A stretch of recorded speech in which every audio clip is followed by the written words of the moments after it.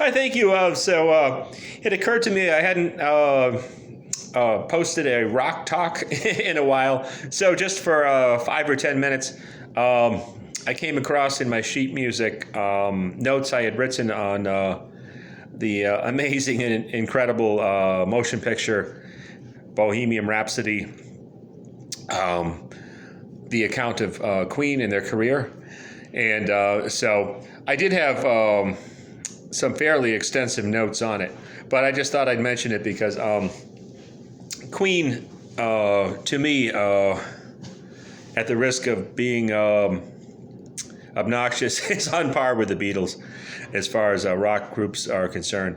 And I still hear them today and work with younger people in their 20s and 30s who have discovered Queen on their own and love Queen so much. And in fact, one young lady will play the We Will Rock You and We Are the Champions almost daily on her playlist on the speaker at work.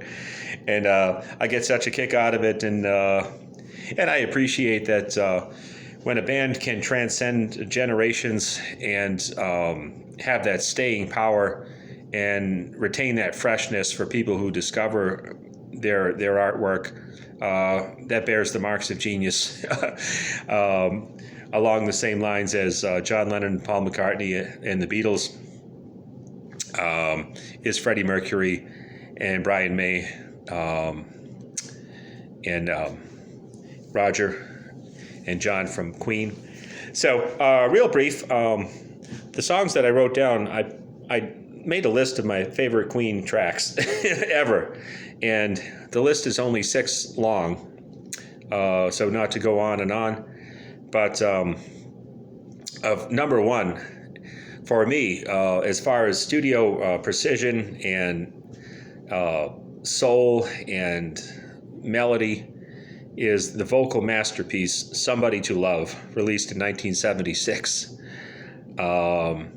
Boy, all those layers of vocals, how good they sounded. All 4 of Queen could sing well. And it was just a masterpiece of technicality and melody.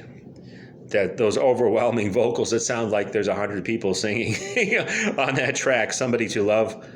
Beautiful. Number 2, I just listened to the live version off the Queen Live Killers, released in 1978. And that one is "Love of My Life." And so pretty. It begins with Brian May on the acoustic 12 string. And they had on and off versions of that track live. However, that Queen Live Killers version, they captured one of the top versions ever as far as the soul and precision. Freddie was on key with every note, and Brian May on the guitar, and the fans singing in the background. You could tell that they knew that that was being recorded for its precision and its soul and melody, and they hit that one right on the mark. Number 3 is "Now I'm Here," also appearing on Queen Live Killers, but the studio version was released in 1974. And I always loved it. It's a typical Queen masterpiece, and the video is really cool. Freddie in a long white robed outfit, and it was a live performance as well. But the studio version, all versions of it I love. For "Now I'm Here." Number 4 is "Spread Your Wings" off of,